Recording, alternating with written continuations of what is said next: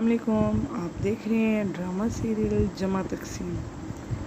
इधर कैस की family I होती है लैला के घर की पूरी फैमिली। अब वो लोग टेबल पे खाना लगाने लगते हैं। लैला के बाबा कहते हैं कि बेगम टेबल तो कम पड़ जाएगी। वो कहती है कि ठीक है, बड़े यहाँ पे बैठ जाएं और बच्चे उस साइड पे बैठ जाएं। फिर वो एडजस्ट कर लेते हैं। सब लोग खाना खा रहे होते हैं, खाना खाते हैं और वो बच्चों को अलग साइड पर बिठा देते हैं। बच्चे अलग बैठे होते हैं और बड़े अलग। इधर खाना खाते हुए लैला बार बार कैस को देख रही होती है और कैस भी लैला को देख रहा होता है।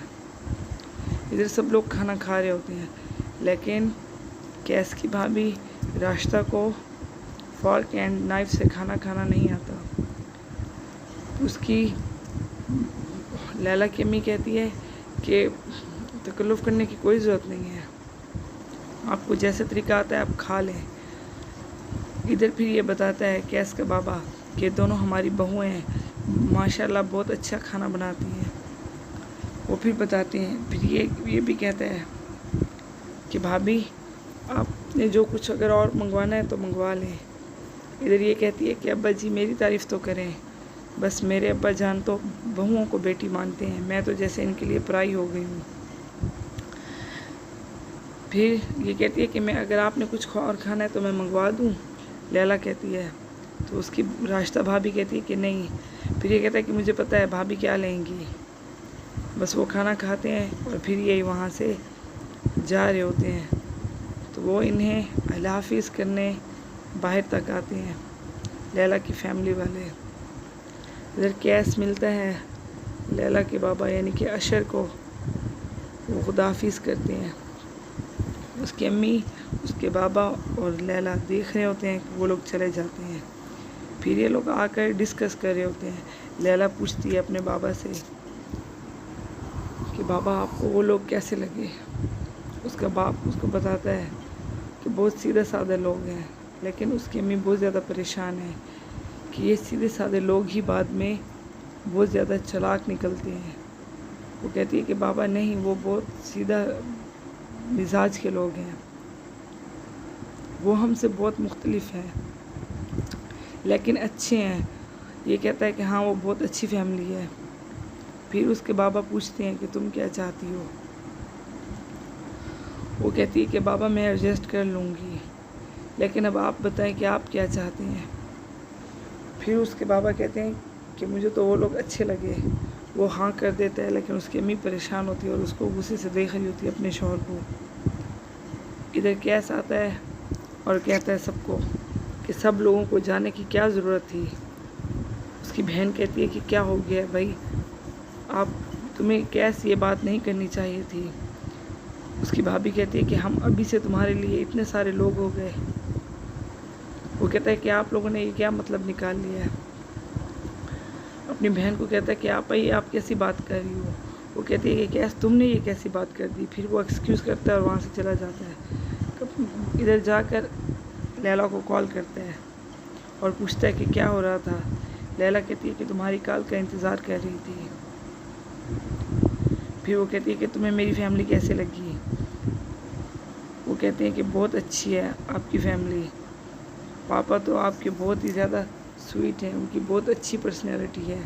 फिर वो पूछता है कि मेरी फैमिली तुम्हें कैसे लगी। लैला उसे बताती है कि तुम्हारी फैमिली बहुत अच्छी है, सिंपल हैं लेकिन बहुत अच्छे हैं, स्वीट फैमिली है तुम्हारी। कहती है तुम्हें क्या लगता है बाबा ने क्या कहा होगा। वो कहता है कि इनकार कर दिया होगा, लेकिन वो कहती है कि बाबा मान गए। इस पर कैस खुश हो जाता है। बस फिर इनकी शादी हो जाती है। शादी वाली रात ही सब ने लैला को घेर कर रखा होता है। इनकी कैस की भाभियाँ, भतीजियाँ, उसकी बहन, उसकी अम्मी, सब ने। वो आता है, देखता है अपने कमरे में तो सब लोग जमा होते हैं। वो फिर वापस चला जाता है, हंसता है सबको देखकर और फिर वापस चला जाता है। फिर इधर जीशान आता है और उधर उसकी बहन कशफ पूछ रही होती है कि चाची आपने मेकअप कहाँ से करवाया। उसका भाई कहता है कि तुम भी करवा लेना अपना मेकअप। इधर उसकी माँ खुश हो रही होती है अपनी बेटी की बातें सुनकर। इधर ये कह रही होती है कि लैला अगर तुम थक गई हो तो तुम सीधी हो जाओ, हम चले जाते हैं। वो कहती है कि नहीं, कोई मसला नहीं है, आप लोग बैठे रहें। बस फिर ये कैस आ जाता है और कहता है कि शुक्र है कि सब ने तुम्हारी जान तो छोड़ी। बस फिर वो दोनों बातें करने लगते हैं। कैस उसे रिंग निकाल कर देता है और कहता है कि ये तुम्हारी मुंह दिखाई का गिफ्ट। वो कहती है कि पहना दो। वो जैसे ही पहनाने लगता है दरवाज़ा नॉक होता है। उसकी रास्ता भाभी कमरे में आती है और वो कहती है कि लैला को कुछ हो। वो कहती है तुम्हें भूख लगी है, खाना ला दूँ? वो कहती है कि नहीं। फिर वो इनको फ्रूट्स देती है और वहाँ से चली जाती है। कैस फ्रूट लेकर आता है और बेड पर रख देता है। फिर वो दोनों हंसने लगते हैं। इधर वो कहती है कि कैस ये रिंग पहना दो। वो फिर उसे अपने हाथों से रिंग पहनाता है और फिर वो कहता है कि तुम मेरी फैमिली कैसी लगी? बस ये ना बहुत सीधे लोग हैं। वो कहती है कि हाँ, मैं पूरी दिल से कोशिश करूँगी सबके साथ कि प्यार मोहब्बत से रहूँ। इधर पहली सुबह वो एक दूसरे को सलाम करते हैं। इधर वो उठाती है तो वो आगे से पहले से ही उठा हुआ होता है। बस के इतने में उसकी भतीजियाँ आ जाती हैं और वो चाची को सलाम करती हैं। सादिया और मारिया ये बहुत सीधी सादी हैं अपनी माँ की तरह। इधर कशफ बहुत चालाक है, ये अपनी माँ की तरह। ये चाची से गुफ्तगू करने लगती है और इन पर तंज करने लगती है कि ये लोग पेंडू हैं, इनको कुछ भी नहीं पता। कहती है कि चाची इनमें बिल्कुल भी मैनर्स नहीं है, अगर आपको कोई भी बात हो तो मुझसे करनी है आपने। कहता है कि ठीक है। इधर कैस को उसके अब्बा जान बुलाते हैं और कहते हैं कि तुम्हारी जितनी भी इस्लामी है वो मुझे ला कर दो, अपनी इस्लामी वगैरह मुझे ला कर दो, क्योंकि शादी में बहुत ज़्यादा ख़र्चा हो गया है और आगे वलीमा भी करना है। फिर कैस कहता है कि हमने तो मलेशिया जाने का प्रोग्राम बनाया है। इस पर दोनों भाई उसके हैरानगी से देखते हैं उसको। वो कहते हैं कि नहीं, कारोबार में से इतना पैसा नहीं निकाल सकते, तुम्हारा वलीमा करना है जिसमें 60 लाख का ख़र्चा आ रहा है। वो सब हिसाब कर रहे होते हैं। वो कहते उसके अब्बा जान कहते हैं कि तुम भी अपने भाइयों की तरह मरी में जाओ, उधर सैर करके आओ। इधर ये उसका जहेज़ देख रहे होते हैं कि वो तो इतनी अच्छी फैमिली है लेकिन उन्होंने कपड़े कैसे कितने हल्के भेजे हैं, ये उसकी क्वालिटी देख रहे होते हैं। इधर लैला उसको नाराज़ हो रही होती है कि तुमने दरवाज़ा लॉक क्यों नहीं किया, ऐसे थोड़ी किसी के रूम में आ जाते हैं।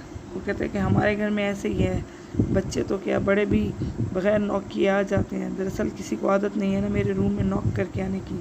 वो कहती है लेकिन ये बात तो कॉमन है, बच्चों को ही सिखाई जाती है कि दरवाज़ा नॉक करके आते हैं, चाहे वो जिसका भी रूम हो। बस बातें करते हैं और वो कहते हैं कि तैयार हो जाओ, तुम्हारी अम्मी के घर जाना है। इधर लैला तैयार हो जाती है, ये बहुत खूबसूरत लग रही होती है, बहुत प्यारी लग रही है। कैस भी उसकी तारीफ़ करता है, वो खुश हो रही होती है, उसको शर्म आ रही होती है क्योंकि वो उसकी बहुत ज़्यादा तारीफ़ करता है। फिर वो दोनों हॉल में चले जाते हैं। जैसे ही वो वहाँ पर जाकर बैठते हैं तो उसकी नंद पूछने लगती है कि तुम कहाँ जा रही हो? वो कहती है कि अम्मी के घर। वो कहती है कि जब अम्मी के घर जाओ तो बरी के कपड़े पहन कर जाया करो और जहाँ दावतों वगैरह में हो तो फिर जहेज़ के कपड़े पहन लिया करो। कहती है मेरे घर भी आओगी ना जब, तो बहुत ज़्यादा भरा हुआ ड्रेस और सबसे बड़े वाली ज्वेलरी पहन कर आना, क्योंकि हमारे ख़ानदान में ये बात नोट की जाती है कि दुल्हन ने क्या पहना है क्या नहीं। वो कहती है कि ये बातें बाद में होती रहेंगी। वो इसको लेकर जाता है तो तभी हमें देर हो रही है, हमने जाना है। लेकिन उसकी नंद उसको बुलाती है और कहती है कि नहीं, ऐसे मत जाओ, तुम कपड़े चेंज करके जाओ, तुम्हें ये वाला ड्रेस नहीं पहन के जाना चाहिए अपनी अम्मी के घर। फिर उसकी अम्मी कहती है कि ठीक कह रही है और जाओ इसकी हेल्प करो। और उसकी नंद उसको इस ड्रेस से ये वाला ड्रेस पहना देती है लाल, और उसको मेकअप ऐसे कर देती है।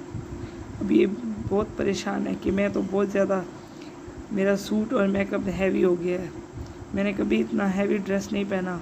वो कैस को कह रही होती है कि देखो आज के लिए तो ठीक है, लेकिन हर रोज़ तुम्हारी अम्मी और आपा ऐसे तो नहीं कहेंगी ना मुझे, क्योंकि मेरे लिए ये बात मानना मुश्किल हो जाएगी, क्योंकि मुझे आदत नहीं है इतने हैवी ड्रेस पहनने की।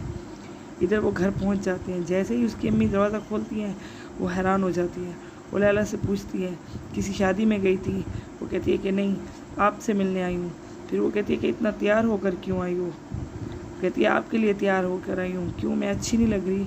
वो कहती है कि अच्छी लग रही हो, लेकिन ये बहुत ज़्यादा हो गया है, तुम्हारा ड्रेस और मेकअप ये हैवी हो गया है। इधर ये आता है अपनी बीवी के पास और उसकी आंखों पर हाथ रखता है। उसको गुस्सा आता है, वो उठकर चली जाती है। वो कहती है हमेशा एक ही शरारत करते हो, मेरी आंखों पर हाथ रखते हो, जिसकी वजह से मेरा सारा मस्कारा ख़राब हो जाता है। ये उठकर वहाँ से आ जाती है अपने रूम में और वो कहता है खैर है कि मेरी बेगम का मूड क्यों ख़राब है। फिर ये उससे शॉपिंग के पैसे मांगती है। वो कहता है अभी तो तुम लोगों ने शॉपिंग की थी। कहती है नहीं, हमें घर के कपड़े दिला दो। इधर ये अपनी बीवी से बिल्कुल मोहब्बत नहीं करता, हर वक्त उखड़ा रहता है अपनी बीवी से, रास्ता से, उससे सीधे मुँह बात भी नहीं करता। उसको कहता है कि मुझे चाय पिलाओ। वो कहती है दूध ख़त्म हो गया है। कहते हैं क्या है भला, कभी दूध ख़त्म हो गया, कभी कुछ नहीं। ये फिर नाराज़ होती है और कहती है कि सब कुछ एक ही जगह पर आता है, ज़रा सा कुछ बोलूँ तो नुसरत भाभी ताने मारने लगती है। वो कहती है कि मैं राशन में डंडी मारती हूँ। इधर जब ये दोनों सो रहे होते हैं तो इसका शौहर अपना मोबाइल लेकर बाहर जाने लगता है उठकर। पता नहीं वो किसको कॉल करता है। शायद आगे हमें ये देखने को मिलेगा कि इसका किसी और से कांटेक्ट है। वो जाता है ऊपर छत पर और वो मोबाइल अपना देख के खुश हो रहा होता है। इधर इतनी रात को बहुत ज़्यादा टाइम हो गया है। जैसे ही कैस और लैला घर आते हैं तो आकर देखते हैं कि ज़ीशान उसका भतीजा इस टाइम पे घर के आगे ठहरा होता है। फिर वो पूछता है कि तुम कहाँ से आ रहे हो? वो कहता है कि अपने दोस्तों के घर स्टडी करने गया था।